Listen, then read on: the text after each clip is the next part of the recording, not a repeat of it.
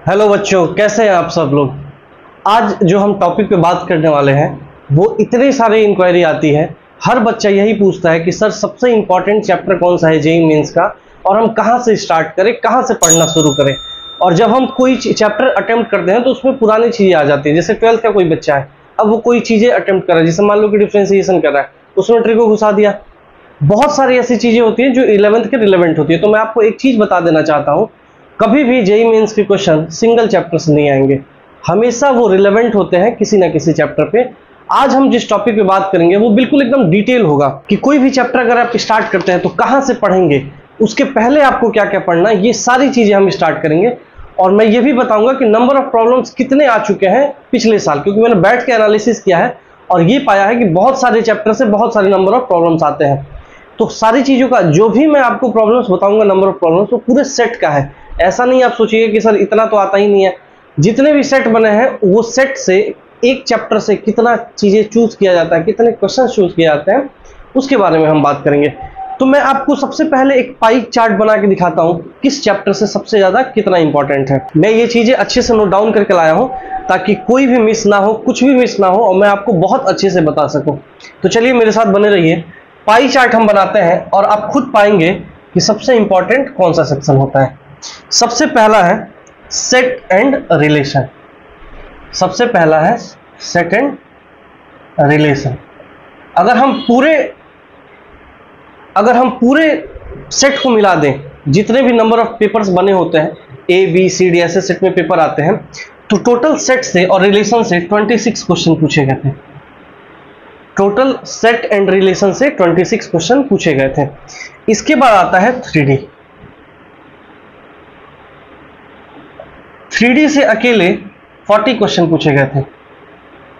अगर हम 4-5 सेट की बात करें क्वेश्चंस की, तो जो जेईई मेंस वालों ने नंबर ऑफ क्वेश्चन सेलेक्ट किया था वो टोटल कितने क्वेश्चन थे? 40 क्वेश्चन थे। Next, integral calculus. Integral calculus most important chapter topic, 37 questions अकेले ये पूछे जाते हैं। इसके बाद है कोऑर्डिनेट ज्योमेट्री। कोऑर्डिनेट ज्योमेट्री, इससे टोटल 32 क्वेश्चंस पूछे गए थे। तो ये तो है हमारा माइंड मैप कि किस चैप्टर से, किस पर्टिकुलर सेक्शन से कितने क्वेश्चंस पूछे जाते हैं। इस चीज को हमेशा ध्यान में अगर आप रखेंगे तो बहुत अच्छा करेंगे। आपको ये पता चलेगा कि हमें कहाँ पे ज़्यादा फोकस करना है, कहाँ पे थोड़ा कम करना है, किसको पहले पढ़ना है, किसको बाद में पढ़ना है। अब हम जो डिस्कस करने वाले हैं वो हर एक इंडिविजुअल चैप्टर को कैसे पढ़ते हैं, वो किस पर डिपेंडेंट होकर क्वेश्चन बन सकता है, वो सारी चीज़ें जानेंगे। होप सो आपको इतना समझ आ गया होगा। तो चलिए बच्चों, सबसे पहला जो है वो है सेट, रिलेशन एंड फंक्शन। अगर ये तीनों चीज़ों से क्वेश्चन आते हैं तो वो नंबर ऑफ क्वेश्चन जो जेईई मेंस में थे पिछले साल वो थे 26। पूरे सेट में 26 क्वेश्चन थे। अब आप सोचिए कि ये कितना इंपॉर्टेंट चैप्टर है। और इस चैप्टर को पढ़ने से पहले आपको मॉडुलस फंक्शन पता होना चाहिए कि मॉडुलस होता क्या है। मैं बता देता हूँ मॉडुलस क्या होता है। जैसे मान लो कि कोई एक फंक्शन है, ये होता है मॉड, ठीक है। उसके बाद इनइक्वालिटी आपको आनी चाहिए, बहुत इंपॉर्टेंट है ये दोनों चीजें। खैर ये दोनों चीजें तो बहुत सारे चैप्टर्स में काम आने वाले हैं, जैसे ट्रिग्नोमेट्री में काम आएगा, उसके बाद से आपका क्वाड्रेटिक इक्वेशन में काम आएगा, तो बहुत सारे चैप्टर में ये काम आने वाला है। ये दो टॉपिक आपको आना चाहिए जब आप मैथ्स को स्टार्ट करें जेईई मेंस के लेवल पे। होप सो आपको इतना समझ आ गया होगा। बच्चों, जो दूसरा चैप्टर है वो है complex number and quadratic equation. ये अपने आप में ही सफिशिएंट चैप्टर होता है। अगर आप इसको पढ़ते हैं, थोड़ा बहुत ट्रिग्नोमेट्री का यूज होता है, बेसिक फॉर्मूला। अगर आप, तो मैं लिख देता हूं यहाँ पे, टॉपिक नीडेड क्या लिखेंगे? ट्रिगोनोमेट्री। ये अपने आप में ही प्रॉपर चैप्टर होता है, इसलिए मैं कह रहा हूं कि जब इसको टच करेंगे, इससे नंबर ऑफ क्वेश्चंस 22 आए हुए हैं, ठीक है। तो जब आप इसको टच कीजिए तो आपको इंडिविजुअल सिर्फ ट्रिगो रिवाइज करना है, आप ये चैप्टर को अटेम्प्ट कर सकते हैं, ठीक है। थर्ड पे चलते हैं।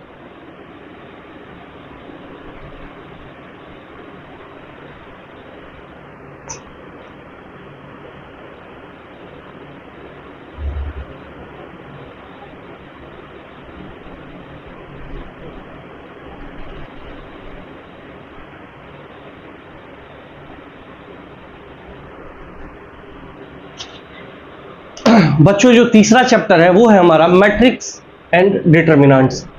इससे अकेले नंबर ऑफ क्वेश्चन जो आए हैं, नंबर ऑफ क्वेश्चंस वो आए हैं 22। वेरिएबल था किसी किसी चीज में, क्या था, नंबर ऑफ क्वेश्चंस आए हैं 25। इसमें जो आपको सबसे इंपॉर्टेंट चीज जो पुराना चैप्टर पढ़ना है वो सिर्फ है ट्रिग्नोमेट्री का बेसिक, ट्रिगो बेसिक। अगर आपका ट्रिगो बेसिक फॉर्मूला याद है तो आप ये चैप्टर को आसानी से कर सकते हैं। और ये चैप्टर इतना इजी होता है और इतना आसान होता है कि आप सिर्फ इसको पढ़ेंगे और कोई चैप्टर पढ़ने की जरूरत नहीं है। एक काम बस आपको करना होगा कि ट्रिग्नोमेट्री का बेसिक फॉर्मूला को आपको याद करना होगा। होप सो आपको समझ आ रहा होगा। आप ऐसे ही प्लान करेंगे कि कौन सा चैप्टर हमें पढ़ना है और उसके पहले हमें क्या टॉपिक टच करना है। नेक्स्ट जो चैप्टर बच्चों वो है permutation and combination. Permutation and combination बहुत लोग तो इसको टफ मानते हैं, बट ये टफ कब नहीं होगा, जब आपको आता होगा बेसिक बाइनोमियल थ्योरम।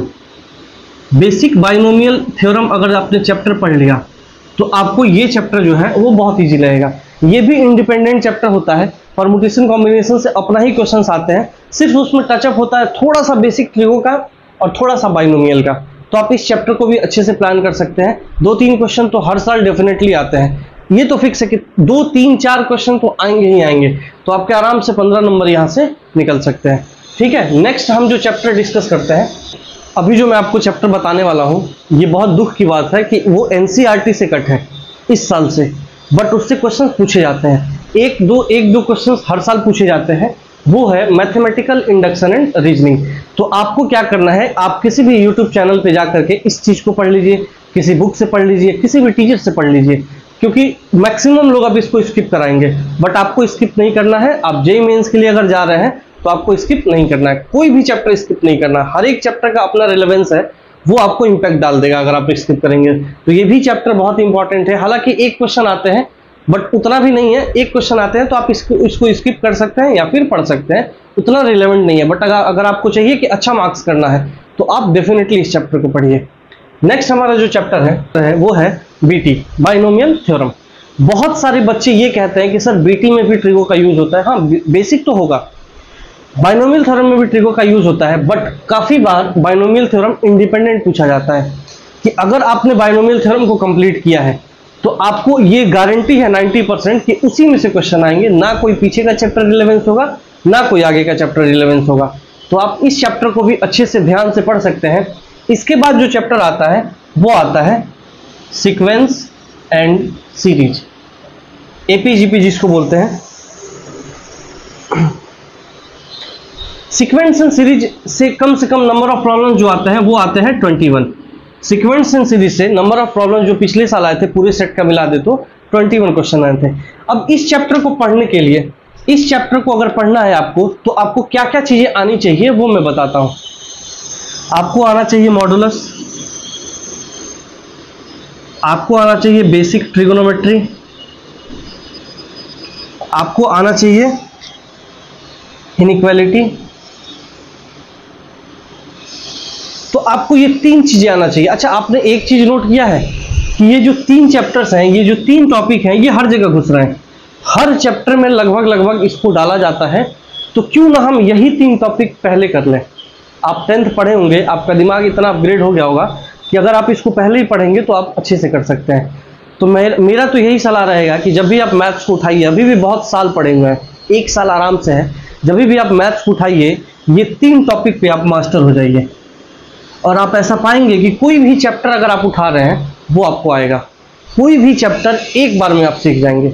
अब काफ़ी बार क्या होता है ना, मैं आपको एक छोटा सा चीज़ बताता हूँ जो बच्चे गलतियाँ करते हैं। काफ़ी बार क्या होता है कि बच्चे ने मान लीजिए कि सेट पढ़ा, अब उसको सेट का बेसिक नहीं पता है और कोई बड़े से बड़ा जो कोचिंग है वो आपको सेट का बेसिक समझाएगा नहीं, वो स्किप कर देते हैं। आपको क्या करना है, या तो आप अपने स्कूल में पढ़ लीजिए, किसी छोटे मोटे कोचिंग में अगर हेल्प लेना चाहते हैं वहाँ ले लीजिए, या फिर यूट्यूब आजकल बेस्ट प्लेटफॉर्म है, आप वहाँ से सीखिए। बट कभी भी बेसिक्स को इग्नोर नहीं करना है।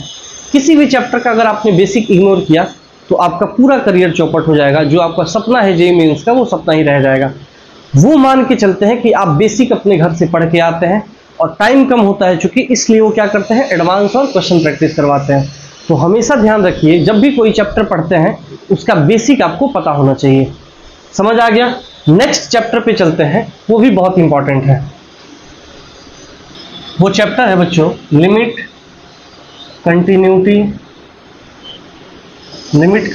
And differentiability. Limit continuity and differentiability, derivative भी बोलते हैं। इससे जो नंबर ऑफ प्रॉब्लम्स आए हुए हैं वो आए हुए हैं 21। इसको पढ़ने के लिए मैं आपको फिर बताता हूं, इसको पढ़ने के लिए सबसे जरूरी है ट्रिगो, दूसरा आपको जरूरी है बेसिक, आपको ठीक है, बेसिक आपको फंक्शन आना चाहिए। क्या आना चाहिए? फंक्शन आना चाहिए। ठीक है, अगर आप ये दो चीजें पढ़ लेते हैं और तब इस चैप्टर पे आते हैं तो आप 100% अच्छा कर सकते हैं। बच्चों अब जो मैं चैप्टर आपको बताने वाला हूं ये मैथ्स का मोस्ट इंपॉर्टेंट सेक्शन है, कैलकुलस। ठीक है, लिमिट से स्टार्ट होता है, लिमिट, डेरिवेटिव, कंटिन्यूटी वहां से स्टार्ट होता है, और 11th में फंक्शन वगैरह ये सब कैलकुलस में आते हैं। अब आप इस चीज का वेटेज समझ लीजिए कि अभी तक इससे 37 क्वेश्चंस पूछे गए हैं एक साल में।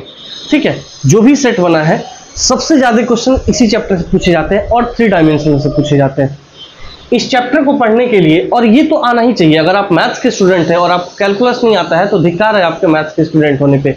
और ये सच है, कोई कभी जो होता है ना कि इंसान है, अगर इंसान के अंदर इंसानियत ना बचे तो फिर इंसान जानवर हो जाता है। वैसे ही अगर मैथ्स का स्टूडेंट है और उसको कैलकुलस नहीं आता है तो वो मैथ्स का स्टूडेंट है ही नहीं, ऐसा माना जाता है। ठीक है, तो इसको पढ़ने के लिए आपको 2 टॉपिक बहुत अच्छे से आना चाहिए। पहला है ट्रिग्नोमेट्री और दूसरा है फंक्शन। ये अगर आप 2 चीज़ों पे पकड़ बना लेते हैं तो आपको इंटीग्रल कैलकुलस बहुत इजी लगने लगेगा। इसके बहुत सारे टाइप्स और फॉर्मूले होते हैं, उसको भी आपको ध्यान से देखना पड़ता है। डेली नोट्स बनाइए, उसका डेली फॉर्मूले को रिवाइज कीजिए। ठीक है, अब हम आते हैं नेक्स्ट क्वेश्चन पे। अब हम आते हैं नेक्स्ट चैप्टर पे। नेक्स्ट चैप्टर हमारा जो है वो है डिफरेंशियल इक्वेशन। नेक्स्ट चैप्टर जो है वो है डिफरेंशियल इक्वेशन। बच्चों डिफरेंशियल इक्वेशन जो होता है वो भी अपने आप में बहुत अच्छा टॉपिक माना जाता है, कैलकुलस पूरा ही अच्छा टॉपिक माना जाता है। अगेन जो है डिफरेंशियल इक्वेशन पढ़ने के लिए आपको जो है वो ट्रिगो का बेसिक आना चाहिए।